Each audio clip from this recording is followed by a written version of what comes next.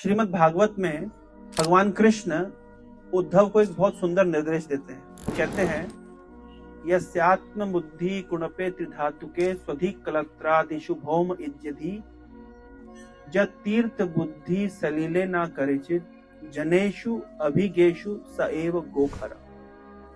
बहुत सुंदर श्लोक है। बोल रहे हैं यस्य आत्म बुद्धि कुणपे त्रिधातुके। बता रहे हैं कि शरीर किससे बना है? तो 3 धातुओं से बना है, कफ, वात और पित्त। अकॉर्डिंग टू आयुर्वेदा शरीर किसका कॉम्बिनेशन है? कफ, वात और पित्त। कोई भी बीमारी होती है तो आयुर्वेदिक जो डॉक्टर होता है क्या जांच करता है कि आपका कफ, वात, पित्त का जो रेशो है वो प्रॉपर है या नहीं है। तो ये जो शरीर है ये कफ, वात और पित्त का एक बैग जैसा है, कुणपे, त्रिधातु, इन 3 धातुओं का। लेकिन जो व्यक्ति समझता है कि शरीर ही सब कुछ है और शरीर से परे आत्मा के विषय में वो नहीं जानता। अगर व्यक्ति समझता है कि मैं ये शरीर हूं और ये नहीं समझता कि मैं इस शरीर के अंदर रहने वाली आत्मा हूं, यानी आत्मा के विषय में ज्ञान नहीं है, शरीर के विषय का ही ज्ञान है, शरीर को ही सब कुछ समझता है। और यस्य आत्मबुद्धि कुणपित धातु के स्वधि कलत्रादिषु भौम इज्यधि, और अपने आप को शरीर समझता है और शरीर से संबंधित वस्तुओं को अपना समझता है। जैसे शरीर से संबंधित संबंधों को समझता है कि ये मेरे हैं, उन पे कंट्रोलरशिप रखता है, समझता है कि ये मेरी संपत्ति है। वास्तविकता यह है कि शरीर हमारी संपत्ति नहीं है, हम किराए के मकान में रह रहे हैं। आत्मा इस शरीर रूपी मकान का ओनर नहीं है, मालिक नहीं है। क्या है? किराएदार। किराएदार क्यों है? एक दिन छोड़ना पड़ेगा, भाई किराए का मकान है, छोड़ना पड़ेगा, कुछ समय के लिए रह रहे हैं। तो ये शरीर में हम किराएदार हैं, तो शरीर हमारा खुद का नहीं है। तो जब ये शरीर ही हमारा खुद का नहीं है तो शरीर से संबंधित वस्तुएं, संबंध, वो भी हमारे नहीं है। शरीर जिस स्थान पे जन्म लिया है वो स्थान भी हमारा नहीं है। तो भगवान ने इस श्लोक में 3 बातें बोली। जो व्यक्ति शरीर को ही सब कुछ समझता है, जो व्यक्ति शरीर के संबंधों को ही सब कुछ समझता है, जो व्यक्ति उस जन्म भूमि को ही सब कुछ समझता है जिस जन्म भूमि में इस शरीर ने जन्म लिया है, और जो व्यक्ति तीर्थों का भ्रमण केवल स्नान करने के लिए करता है लेकिन तीर्थों में जाकर के साधुओं की संगति नहीं करता,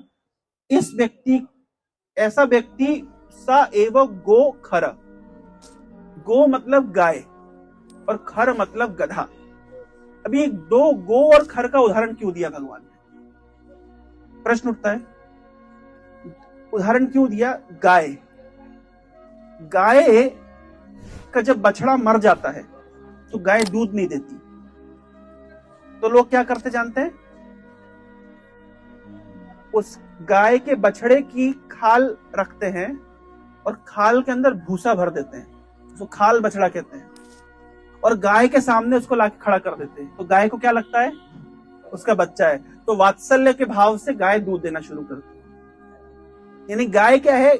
यहाँ पे गाय को एक मूर्ख प्राणी की तरह दिखाया गया है। क्यों? वो नहीं समझ पा रही कि उसका बच्चा मर गया है और मरे हुए बच्चे, उसकी डेड बॉडी को दिखा करके दूध निकालने वाला दूध निकाल लेता है।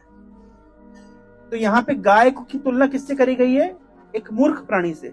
तो जो व्यक्ति शरीर को ही सब कुछ समझता है, शरीर से संबंधित वस्तुओं को सब कुछ समझता है और शरीर ने जिस भूमि में जन्म लिया है उसको ही सब कुछ मानता है, उसकी तुलना करी गई गाय से, क्योंकि गाय बुद्धू है, वो समझ नहीं पाती है कि मर गया है।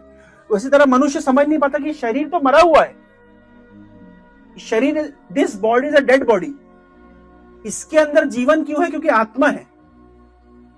तो जैसे गाय उस खाल बछड़ा के अंदर आत्मा को नहीं देख पाती है, शरीर को ही देख करके दूध देने लगती है, वैसे वो मनुष्य केवल शरीर से ही संबंधित रखता है, अंदर की आत्मा को नहीं समझता। उसकी तुलना किससे करी गई है?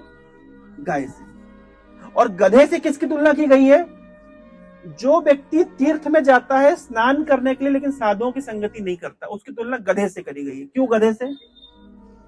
आजकल तो देखिए हम लोग बस करके आते हैं, टैक्सी करके आते हैं, टाटा टेम्पो में आते हैं, ट्रेन में जाते हैं, फ्लाइट में जाते हैं। पहले लोग तीर्थों में जाते थे, कैसे जाते थे?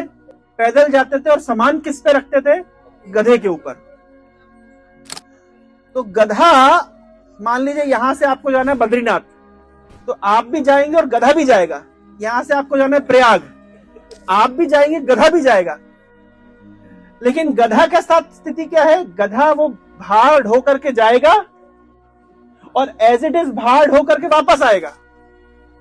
तो गधे का कोई लाभ नहीं हो तीर्थ में जाके। तो उसी प्रकार कोई व्यक्ति अगर तीर्थ में जाता है, केवल स्नान करता है, लेकिन साधु संगति नहीं करता, तो जो चेतना लेकर के गया था वही चेतना लेकर के वापस आता है।